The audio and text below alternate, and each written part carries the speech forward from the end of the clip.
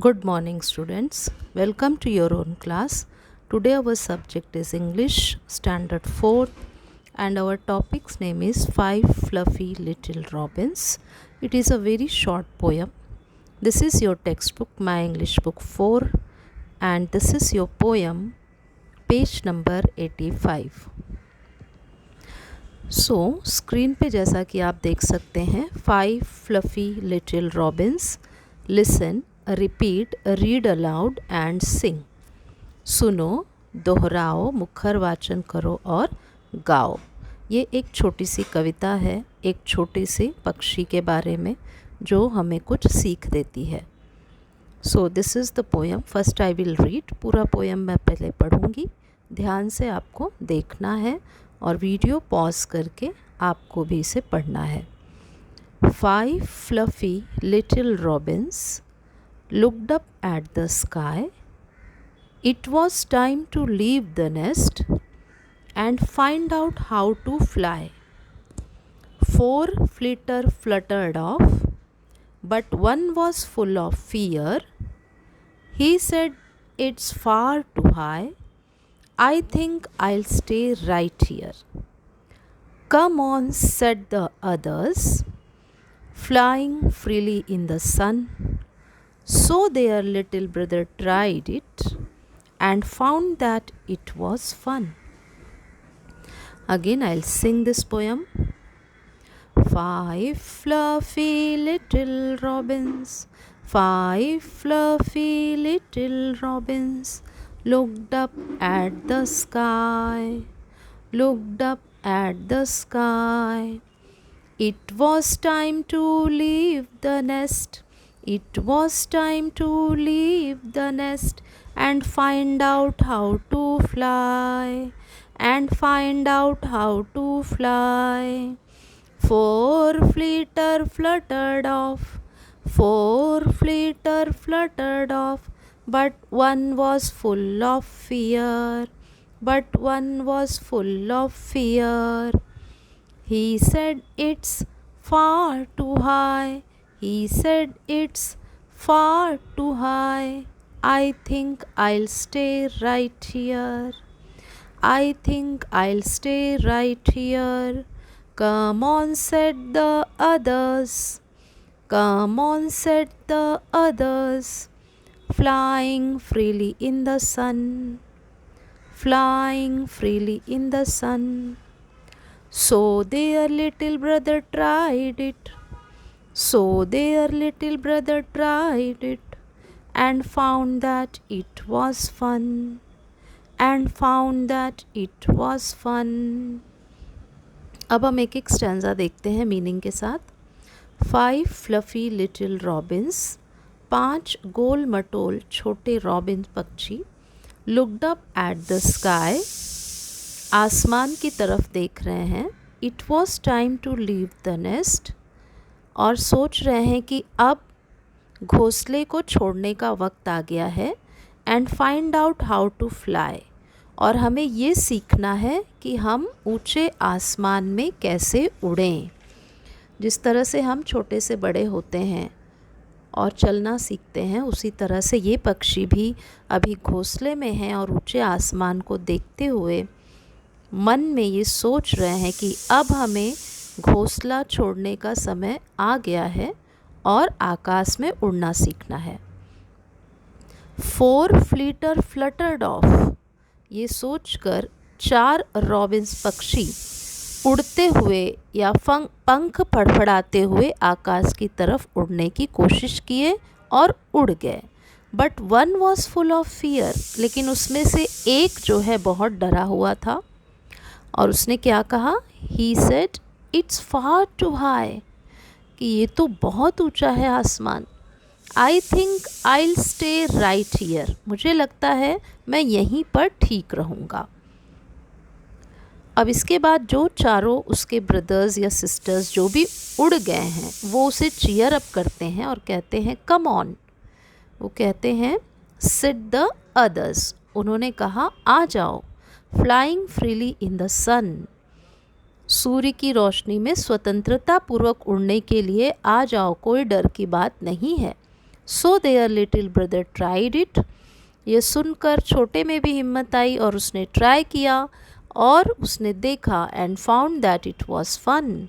और फिर उसे उड़ने का जब उसने प्रयत्न किया तो उसे खूब मज़ा आने लगी। तो बच्चों ये छोटा सा पोयम जो हमें कुछ लेसन सिखाता है कि नेवर गिव अप, कभी भी कोशिश करना मत छोड़िए और डरिए मत, क्योंकि डर के आगे जीत है।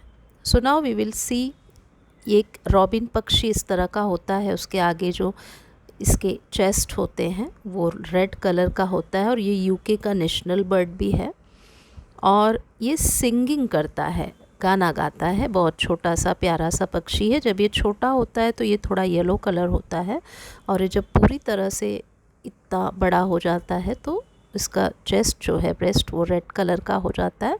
Now will see some dictation words. तो first word is fluffy. Fluffy मतलब गोल मटोल।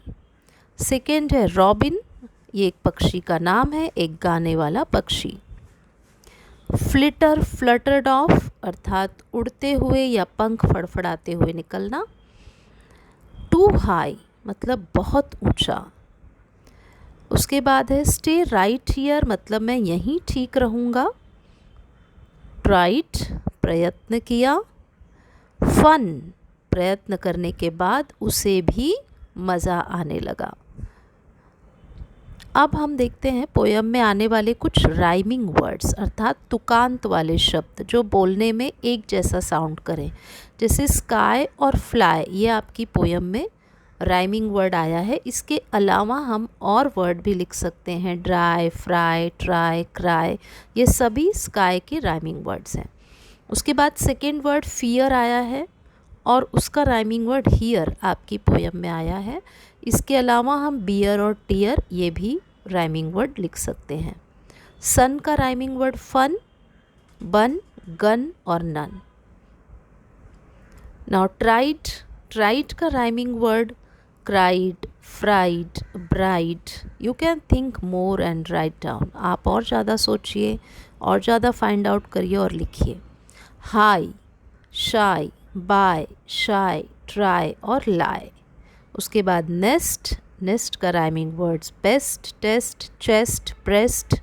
Okay, so now will see complete the following in as many different ways as possible. जैसे कि इट वॉज टाइम टू, अब समय हो गया था। किसके लिए, किस किस काम के लिए समय हो सकता है। जैसे रॉबिन्स बर्ड ने सोचा कि it was time to fly, leave the nest, अब घोंसला छोड़ने का समय आ गया है। उसी तरह से हम और भी बहुत सारे सेंटेंस सोच सकते हैं, लिख सकते हैं जो प्रत्यक्ष हमारे जीवन में आता है। जैसे कि it was time to go to sleep, अब सोने का समय हो गया है।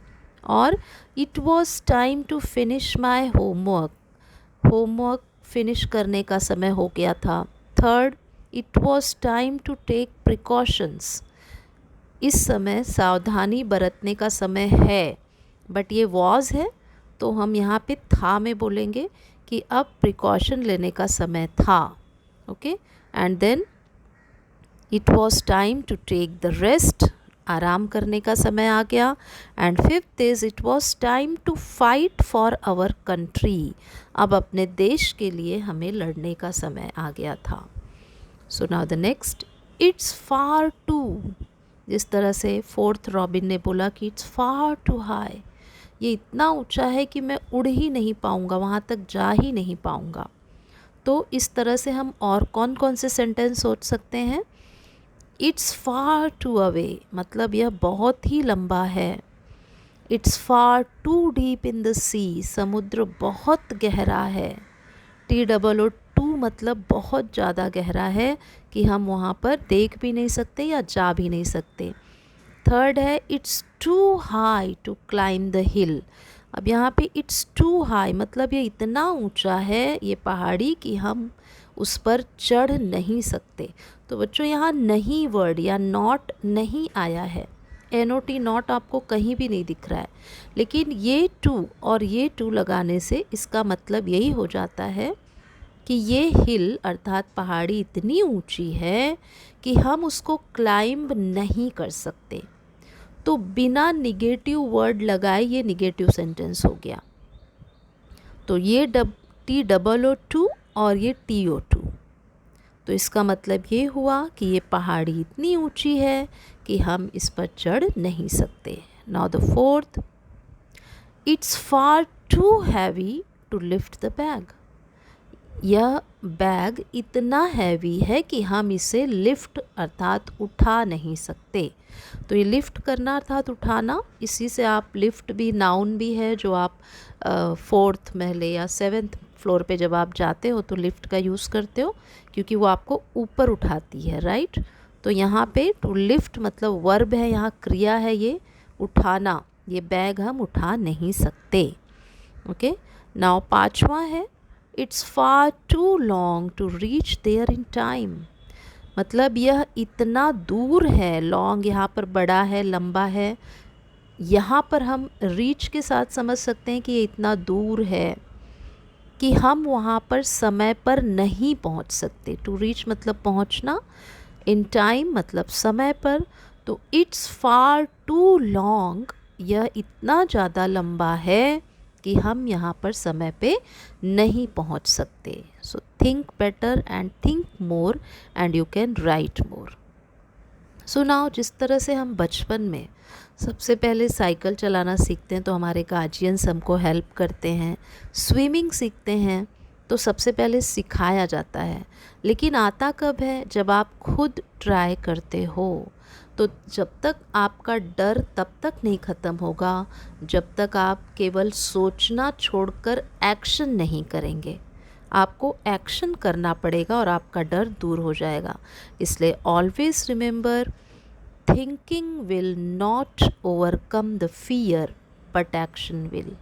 केवल सोचने से आपका डर दूर नहीं होगा, बल्कि आपको एक्शन करना पड़ेगा, प्रत्यक्ष वो क्रिया करनी पड़ेगी।